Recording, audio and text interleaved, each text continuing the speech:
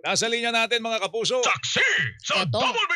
Ito, malaking problema 'to, eh. kaya nga wala na raw pong kama diyan po sa NKTI NKTI. dahil sa dami ho ng mga kaso ng leptospirosis. Nasa Mhm. linya natin si Dr. Arlene Lamban. Siya po ang manager ng Renal Services ng National Kidney and Transplant Institute NKTI. Alamin natin ang sitwasyon sa NKTI kaugnay ng lumalalang kaso ng leptospirosis dito po sa Metro Manila. Dr. Lamban, magandang umaga. Si Joel Siweng po ito. Good morning po, Doc. Hello, good morning po, Sir Joel and Ma'am Weng. Officially, umaga. ma'am, gaano karami ho ang mga kaso ng leptospirosis na nakakonfine po sa inyo sa NKTI?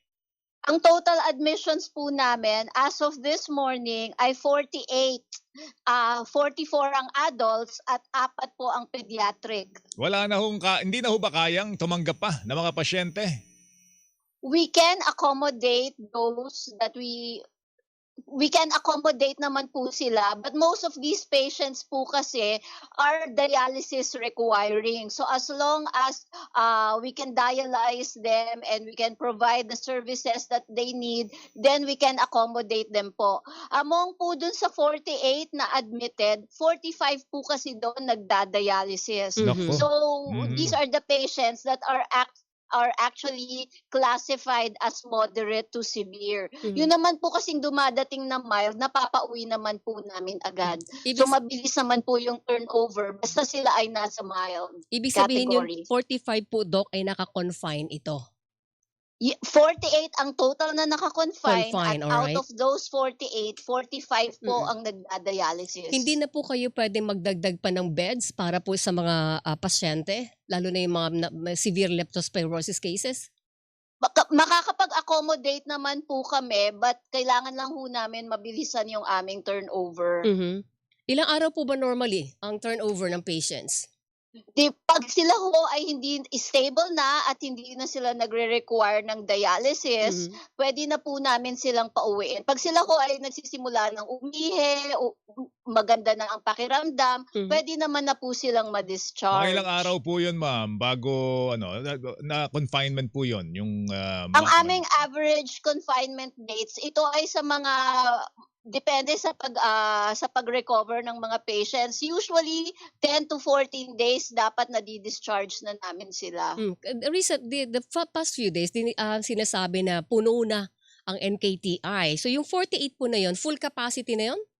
Hindi po, kaya ho namin nasabi na full kasi meron po kaming pre-existing na old and new kidney patients po Ayun. talaga namin. Mhm. So, para ho makatanggap kami ng additional na patients na lepto, we advocate po for preventive at saka early detection para hindi na ho sila lumala at hindi na ho sila ma-admit sa hospital. Pero yung sinasabi hong full capacity, kasi ho, meron po kaming pre-existing na new and old na talagang kidney patients po namin. Dati po ginagamit din ng NKTI pati yung gym ninyo, yung mga multipurpose halls ninyo, hallways, nilalagyan ng bed para to accommodate more patients. Ngayon po ba ganun din ang sitwasyon, Doctor? Hindi pa naman. Hindi pa And we naman. hope na hindi kami umabot sa ganon. At this point po, kami po ay nakikipag-coordinate with our network hospitals. Kasama po dyan ang PGH. And we are collaborating with them kung sino yung pwede naming ma-transfer sa kanila at sino yung pwede sa amin. Kasi po ito talaga namang lepto ay ina-expect na ma-refer sa amin since kami naman po talaga ang apex hospital for kidney diseases. So those lepto patients that will require dialysis, ina-accommodate po namin sila. Would you know, ma'am, kung ilan na po ang tinanggihan natin at ni-refer natin sa inyong mga partner hospitals? So far po, among lepto patients, wala pa po kaming tinatanggihan. Ang mga nililipat po namin is yung hindi po namin mai-accommodate for chronic dialysis. Yun po yung mga yon. At saka ho, yung mga uncoordinated transfers, please. Oo, yung mga bigla-biglaan ba? Oo, Hindi marami kakayanin po kasi yun. yung bigla na lang dumadating na hindi na-coordinate with us. So, kawawa naman yung patient kasi hindi namin sila, alam kung saan namin sila mapipwesto. Karamihan sa mga pasyente nyo, ma'am, taga saan? Karamihan ho, itong distribution ng lepto is nandito sa Metro Manila. And majority of those in Metro Manila is nasa Quezon City po. Nako, oo. Doon po sa sa pagta-transfer ninyo ng mga pasyente, halimbawa, 'di ba sabi niyo kino-coordinate niyo sa ibang hospital Opo. para makapagpaluwag kayo diyan sa NKTI. Nahihirapan ba kayo mag-transfer man kasi yung ibang ospital din punuan din daw eh. Hindi naman, sa kalagayan naman ho namin, Opo. ang puno po talaga ng patients namin right now is nagsasabay itong lepto at saka yung mga chronic dialysis patients namin. So ang mga naita-transfer namin successfully ay yung mga chronic dialysis patients na pwede naman namin i-transfer sa iba. But the lepto patients, we really try to accommodate them as much as possible po. Sa pagdami po ng pasyente, okay lang naman ang bilang ng mga doctors and nurses po ninyo. Meron naman po kami so far na napu-pull out ng mga nurses at mga doctors. Okay. Ma'am, kailan ba tayo huminto ng ulan when nakaranas tayo ng sikat ng araw? Mga Biyernes o Huwebes yun, di ba? Last Friday, week. Yes po, mga last week. Last week po. Yung talagang matindi was 2 weeks ago. Correct. Kaya nga, And ma'am, we expect po na tataas kasi ang incubation period ng leptospirosis is as early as 2 days and we can still get leptospirosis as late as 30 days. Naku, So ganun pala inaabangan yun. po talaga namin yan. Ano mga palatandaan, ma'am, para alam ng ating mga taga-subaybay, hindi na lumala at agad silang magpakonsulta kaagad sa doktor? Yes, yan po ang pinaka-importante. Number 1 is preventive. Ang leptospirosis po ay naiiwasan. Number 1, tayo po'y umiwas na maglaro or mag-walk sa mga baha. And number 2, kung hindi po talaga maiiwasan, tayo ho'y mag-boots or suot ng mga protective gear, na mga waterproof ay mga tawag na jumpsuit. At kung talagang hindi maiiwasan, ikaw ay na-expose, uminom na tayo ng prophylactic antibiotics, ang palatandaan is, number 1, kung meron kang exposure at ikaw ay tinrangkaso. Ordinaryong trangkaso, akala lang natin trangkaso, pero kung kayo po ay na-expose sa baha, malamang baka na-expose din kayo sa leptospirosis. Importanteng malaman natin na ma-identify early at huwag ho kayong matakot pumunta sa ospital. Madami po tayong DOH na may yakap programs. Free consultations po yun. Huwag nyo nang hintayin na kayo'y lumala.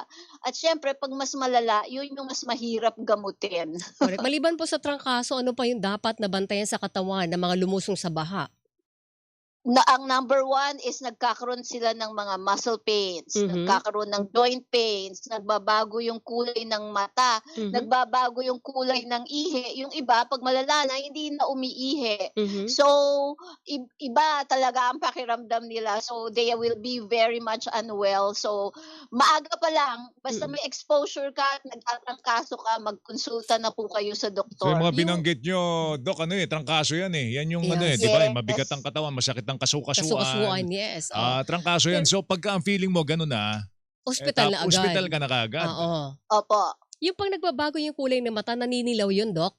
Ibig sabihin? Yung iba namumula, yung iba naninilaw. Kasi depende kung ano ang naapektuhan. Minsan naapektuhan yung ating ang tatlong organs na talagang primarily naapektuhan ng leptospirosis. Number 1 is yung kidney.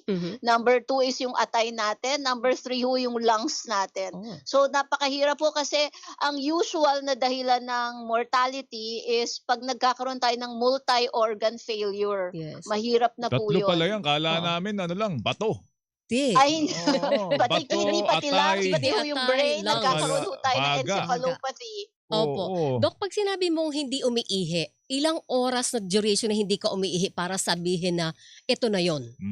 Kung ang ihi mo ay less than 500 ml in 24 hours, malala na po yun. Naku, ganun pala 500 yun.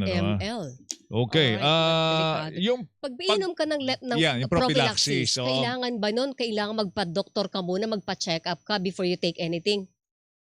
Yun hong iba, pag alam mong wala ka namang allergy sa gamot na Opo. doxycycline, yun ho kasi ang talagang prophylactic antibiotics. Opo. Doxycycline 100 milligrams, 2 tablets, single dose, kung mild lang ang exposure mo. Pero kung medyo matagal-tagal kang sa baha, syempre mas matagal-tagal din yung pag-inom mo ng prophylaxis. Tapos ho yung doxycycline, hindi po siya pwede sa buntis, hindi rin po siya pwede sa mga kabataan. So kaya ho, pag may nararamdaman na kayong kakaiba, Naku. punta na ho kayo sa doctors ninyo para merong ibang antibiotic options na maibigay sa Binabanggit inyo. niyo yung mga kabataan, ginagawang pansol po yung baha, ma'am. Oo, Diyos ko, resort, di ba? Ano po, nagsiswimming. Diyos ko, hindi pala Katabi pwede pa sa naman kanila yung imbornal. doxy, no, ma'am? Hindi po pwede ang doxycycline sa kanila. Meron po tayong ibang mga choices for them. Doc, hindi lahat alam kung may allergy siya sa doxycycline o hindi. Hindi, tsaka Weng, ano So yan? kailangan talaga May reseta yan. Alam ko, Totoo may yan. reseta, di ba, Doc? Tama ba? Meron naman po, pero ho yung yung prophylaxis kasi for the mild is single dose lang naman ho yun. So if ever, hindi naman ho masyado yung Delikado. adverse reaction. Ang karaniwan na nirereklamo nila is mahapdi sa sikmura. Kaya lang, para ang tanong ko po, ma'am, halimbawa, lumusong ka sa baha. Pwede ka bang tumakbo sa butika kasi baka hanapan ka naman ng reseta, Reseta. Weng. So Hahanapan po kayo talaga ng Ayun. reseta. Pupunta ka Kasi muna ho sa ngayon yung doktor. antibiotics kinokontrol na ho. Opo. Oo. So pupunta ka muna sa doktor para sabihin mo, ay, Doc, lumusong po ako sa baha. Yes. Pahingi po ko Pahingi po reseta. akong reseta. Ganun ba yun? Opo, ganun po. Pero karaniwan ho ng mga barangay rescuers natin na talagang na-expose sa baha, nakikita naman po sila ng mga barangay health workers natin. So hopefully po nabibigyan din sila doon ng doxycycline. So pwede sila pumunta ng barangay, humingi sila ng doxy, baka meron. Yes po. Ayun. Okay, alright. Kung wala, Sige. hingi ka muna ng reseta. Reseta muna. Yes, Okay, Yes ma'am. po. Sana wag na madagdagan, ano? Oo. Meron pa tayong... Yes, sana nga ho. So, ang number 1 naming paalala is umiwas sa baha. Kung hindi may iwasan, pumunta na sa doktor para makainom ng prophylactic antibiotics. At kung ano man ang kahit simple, pumunta na kayo. Marami ho tayong yakap centers para hindi na kayo lumala. Alright. Doc, Doc, ingat. thank you. Good luck. Thank you, ma'am. Opo, thank you po. Thank you. Dr. Arlene Lamban, Manager, Renal Services, National Kidney and Transplant Institute. Tama ba yung rinig ko, Weng? 100 milligram? Yes.